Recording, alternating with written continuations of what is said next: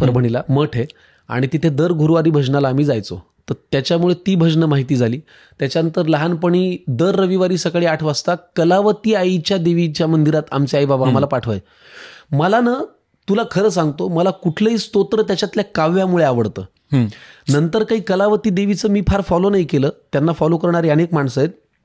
पण त्याचं जे स्तोत्र होतं ना, बालोपासना, त्या पुस्तकामध्ये ध्यास नसू दे विषयांचा मज, तुझ्या पायी मन सतत रमो, दृढतर भावे तव गुण गाथा, कोठे माझे मन नरमो, अनंत रूपा एको भावे करीतो अनंत नमस्कार, दासपणाचे सुख सोहाळे भोगवी प्रभो निरंतर. मला त्या काव्यामुळे ते आवडायचं. म्हणजे तुझ्या पायी मन सतत रमो, दृढतर भावे तव गुण गाथा, कोठे माझे मन न रमो.